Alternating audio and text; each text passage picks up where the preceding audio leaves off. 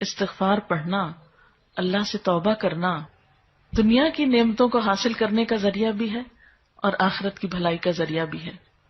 سورۃ نوح میں اللہ سبحانہ و تعالی فرماتے ہیں، حضرت نوح علیہ السلام نے اپنی قوم کو استغفار کرنے کو کہا، اور کیا کہا؟ فَقُلْتُ اسْتَغْفِرُوا رَبَّكُمْ، میں نے اپنی قوم سے کہا کہ اپنے رب سے استغفار کرو، اپنے رب سے معافی مانگو۔ تو نتیجہ کیا ہوگا؟ اِنَّهُ كَانَ غَفَّارًا، بے شک وہ بہت زیادہ معاف کرنے والا ہے۔ يُرْسِلِ السَّمَاءَ عَلَيْكُمْ مِدْرَارًا، تم پر آسمان سے خوب بارشیں برسائے گا، آسمان کو تم پر برسنے والا بنا دے گا۔ وَيُمْدِدْكُمْ بِأَمْوَالٍ وَبَنِينَ، تمہیں مال اور بیٹوں سے مدد دے گا۔ وَيَجْعَلْ لَكُمْ جَنَّاتٍ، تمہارے لیے باغات بنائے گا۔ وَيَجْعَلْ لَكُمْ أَنْهَارًا، اور تمہارے لیے نہریں جاری کر دے گا۔ آپ دیکھیں کہ ایک انسان کی خواہش کیا ہوتی ہے کہ اس کو کیا کچھ ملے، یعنی رہنے کا مقام اور حالات جو ہیں وہ پرسکون ہو، پھر اس کے بعد یہ کہ مال ہوں، بیٹے ہوں، باغ ہوں، اور زندگی کی اور آرائشیں اور نعمتیں ہوں۔ یہ ساری چیزیں کہاں سے ملتی ہیں، کیسے ملتی ہیں؟ استغفار سے ملتی ہیں۔ عام طور پر لوگ پریشان ہوتے ہیں، دکھی ہوتے ہیں۔ مثلا ایک شخص ایک بزرگ کی محفل میں آیا اور اس نے کہا کہ میرے حالات بہت تنگ ہیں، مجھے بہت پریشانی ہے، میرا رزق بہت تنگ ہے، تو آپ مجھے کوئی وظیفہ بتائیے۔ تو انہوں نے اس کو کہا کہ کثرت سے استغفار پڑھو۔ دوسرا آیا، اس نے کہا بچوں کی شادی نہیں ہوتی، تو آپ نے اس کو بھی کیا بتایا کہ کثرت سے استغفار کرو۔ تیسرا آیا تو کہنے لگا کہ بہت قحط سالی ہے، فصلیں اچھی نہیں ہوتی، تو آپ نے اس کو بھی استغفار کا بتایا۔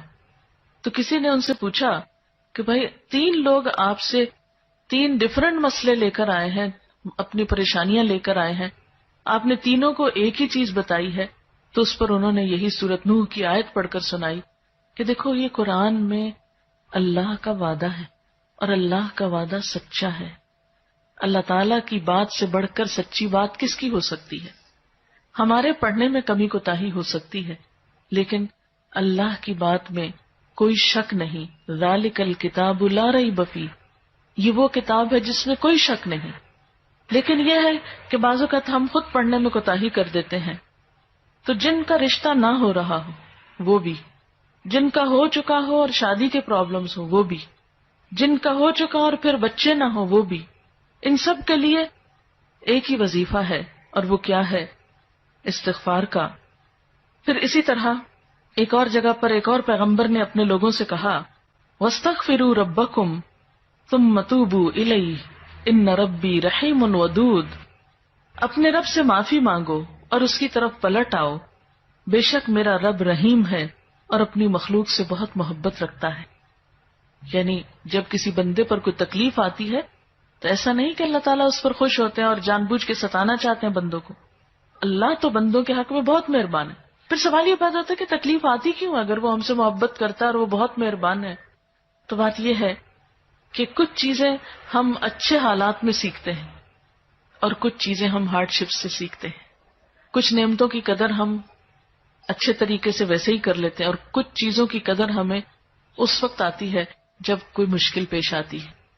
آپ دیکھیے کہ اس کی مثال یوں ہی ہے کہ جیسے کچھ کھانے آپ کچے ہی کھا لیتے ہیں، جیسے فروٹس وغیرہ ہیں، آپ کو پکانے کی ضرورت نہیں ہوتی، لیکن کچھ کھانے آپ کو پکا کر کھانے ہوتے ہیں۔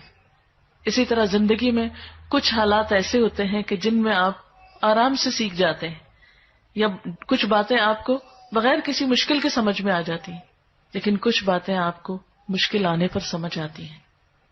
اور جس طرح انسان پختہ اور میچیور ہوتا ہے مشکلات میں، آپ نے دیکھا ہوگا کہ جو بچے ہارڈ شپس میں پلتے ہیں وہ بڑے ہو کر ان میں سٹیمنا زیادہ ہوتا ہے، لیکن جو بچے بہت نعمتوں میں اور نازوں میں پلتے ہیں وہ اتنے بہادر اور اتنے ہمت والے نہیں ہوتے۔ اس لیے دھوپ اور چھاؤں، غم اور خوشی، دونوں اس کائنات کا حسن ہے۔ دن اور رات ایک بہت بڑی نشانی ہے ہمارے لیے۔ تو اس لیے جب تکلیف آتی ہے تو اس موقع پر انسان اللہ کی طرف زیادہ رجوع کرتا ہے، اللہ کو زیادہ یاد کرتا ہے، زیادہ ذکر کرتا ہے، اور اس طرح انسان کے گناہ دنیا میں ہی معاف ہونے لگتے ہیں۔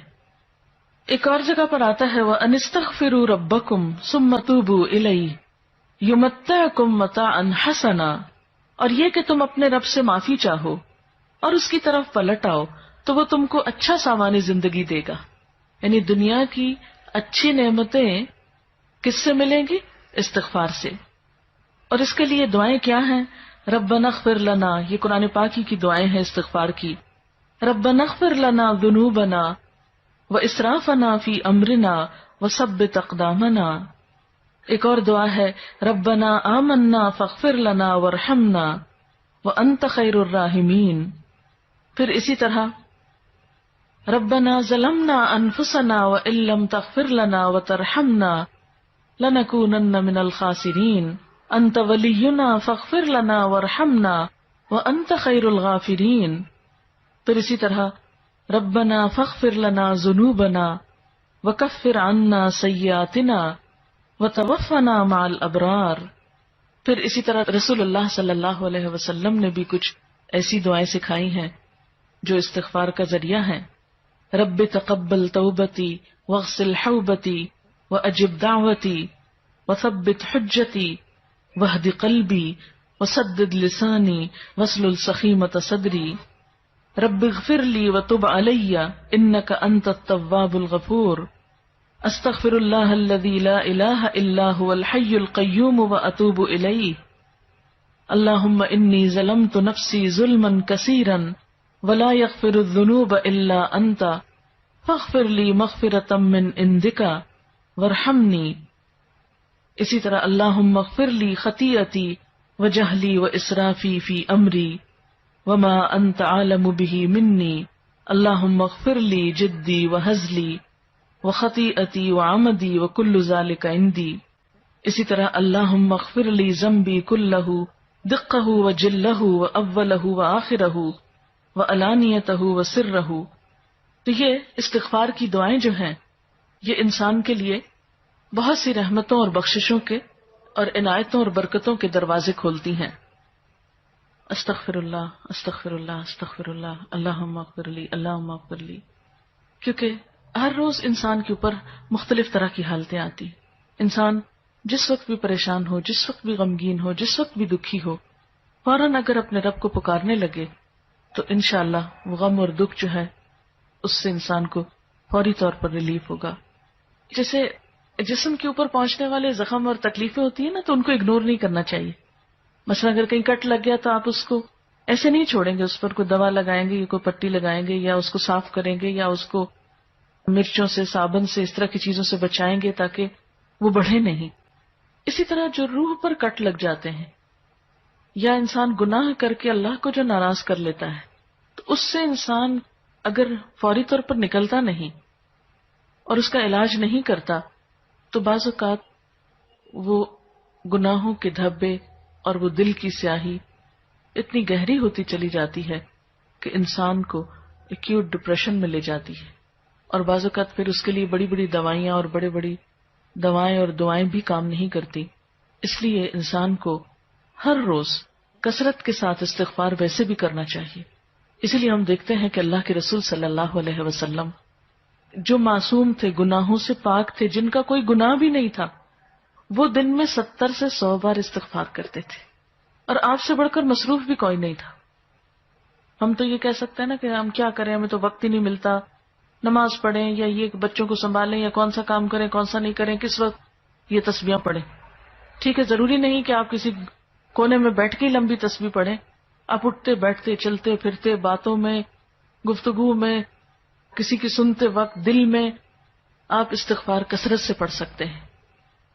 اور جب آپ سے پوچھا گیا کہ آپ کے تو گناہ نہیں پھر بھی آپ اتنی استغفار پڑھتے ہیں تو آپ نے فرمایا افلا اکون عبدا شکورا، کیا میں اللہ کا شکر گزار بندہ نہ بن جاؤں؟